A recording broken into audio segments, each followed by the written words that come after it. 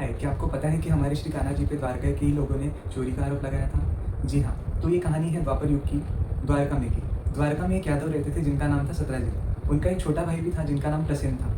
सत्राजित यादव एक बहुत बड़े सूर्यदेव के भक्त थे, जो कि सूर्यदेव की नित्य नेम से तपस्या करते थे। और इसी तपस्या से प्रसन्न होकर सूर्यदेव ने उनको एक मणि दिया था, जो मणि का नाम था स्यवंतक मणि। तो मणि इतना चमत्कारिक था कि सत्राजित यादव उसका यूज़ करके ब्राह्मणों को भोजन कराना, गरीबों को दान देना, सब कुछ पुण्य वाले कार्य करते थे। एक दिन हमारे कान्हा जी को ये बात पता चली कि एक यादव है जिनके पास एक मणि है। तो उनको लगा कि यानी आजकल पाप तो बहुत बढ़ रहा है, इसलिए उन्होंने उनको अपने सभा में बुलाया और अपने मधुर वचनों में कहा कि ये अच्छा होगा कि आप महाराज उग्रसेन को आपका मणि रखने के लिए दीजिए, यानी सुरक्षित भी रहेगा और आपको भी जान का धोखा नहीं रहेगा। लेकिन सत्राजित ने वो मणि देने से इनकार कर दिया।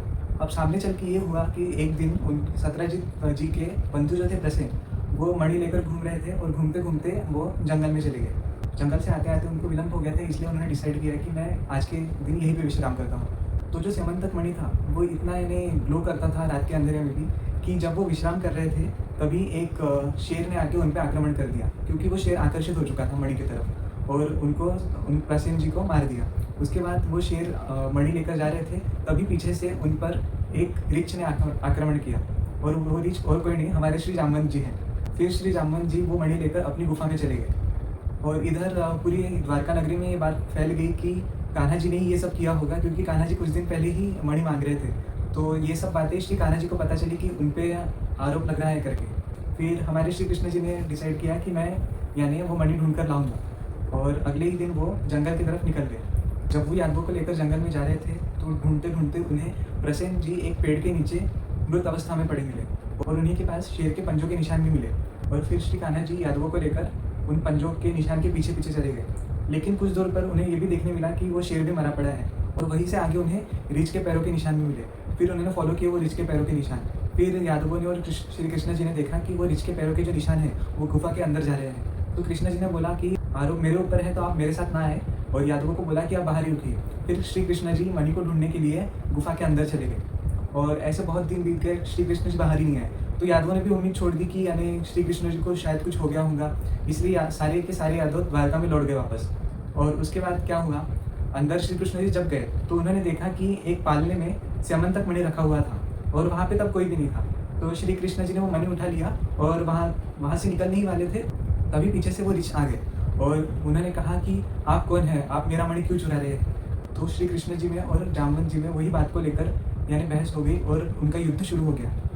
अब जामवंत जी को नहीं पता था कि ये श्री कृष्ण जी स्वयं श्री राम जी ही है मेरे। तो उनका युद्ध पूरे 28 दिन तक चला, और इसलिए इसी कारण 28 दिन हो गए थे, इसलिए यादव भी सारे निकल चुके थे। तो ये तो थी कि स्यवंतक मणि चोरी कैसे हुआ था। अब मैं आपको बताता हूँ कि यहाँ से श्री कृष्ण जी निकले कैसे। तो आपको तो पता ही होगी गणेश जी की स्टोरी। जब एक बार गणेश जी मूषक जी पे सवारी कर रहे थे हिमालय में, तभी यानी मूषक जी का बैलेंस चला गया था और उसी की वजह से गणेश जी गिर गए थे। और ये सब दृश्य ऊपर से चंद्रमा देख रहे थे और चंद्रमा को हंसी आ गई। तो श्री गणेश जी ने चंद्रमा जी को श्राप दे दिया कि जो बड़ी वाली गणेश चतुर्थी रहेंगी उस दिन आपका दर्शन कोई भी नहीं करेगा, और अगर आपका दर्शन किसी ने किया तो उसके पीछे फिर विघ्न या फिर संकट आ सकते हैं। तो ये सब सुनकर चंद्रमा मामा को बहुत ही यानी दुख हुआ और पश्चाताप करने लगे और माफ़ी मांगने लगे गणेश जी से। तभी श्री गणेश जी ने बताया कि जो भी आपकी पूजा मेरे साथ करेगा, जो हर महीने संकष्टी चतुर्थी आती है, वो चतुर्थी के दिन आपकी पूजा और मेरी पूजा करेंगे तो उनके सारे संकट दूर हो जाएंगे। तो इधर ये हुआ, श्री कृष्ण जी के माता पिता तब चतुर्थी की पूजा कर रहे थे द्वारका में। तो उस पूजा से लाभ ये हुआ कि गणेश जी ने जामवंत जी को बुद्धि दी कि 28 दिन से अगर मुझसे कोई हार नहीं रहा है तो ये और कोई नहीं, मेरे श्री राम ही होंगे। तभी श्री कृष्ण जी ने लीला दिखाते हुए जामवंत जी को श्री राम जी के अवतार में दर्शन दिए। फिर जामवंत जी को भी अपनी गलती महसूस हुई और फिर उन्होंने क्षमा मांगी। उनकी जो पुत्री थी जामवंती, वो हमारे कृष्ण जी को अर्पण कर दी, यानी पत्नी रूप में स्वीकार करो, ये विनंती की श्री कृष्ण जी से। श्री कृष्ण जी ने जामवंती जी से विवाह किया और मणि लेकर द्वारका आ गए। और ये सब बात जब सारे यादवों को, सत्राजित जी को और पूरी द्वारका वालों को पता चला, तब सत्राजित जी ने भी श्री कृष्ण जी की क्षमा मांगी और बोले कि आप मेरी पुत्री सत्यभामा जी से विवाह कर लीजिए। तो इस प्रकार जामवंती जी और सत्यभामा जी का विवाह हुआ। अब ये जानते हैं कि श्री कृष्ण जी पे ही स्यवंतक मणि चोरी का आरोप क्यों लगा। तो जो मैंने गणेश जी वाली स्टोरी बताई, तो हुआ क्या था, जब श्री कृष्ण जी छोटे थे और गैया चरा के खेतों से वापस आ रहे थे, तब उस दिन बारिश आई थी और बारिश का पानी बहुत सी जगह पर ऐसा रुका हुआ था। तो उस दिन थी बड़ी वाली चतुर्थी, गणेश चतुर्थी। वो पानी में श्री कृष्ण जी को गलती से चंदा मामा दिख गए और तभी श्री कृष्ण जी को चतुर्थी का वो दोष लग गया, जिसका निवारण उनके माता पिता ने चतुर्थी द्वारा किया।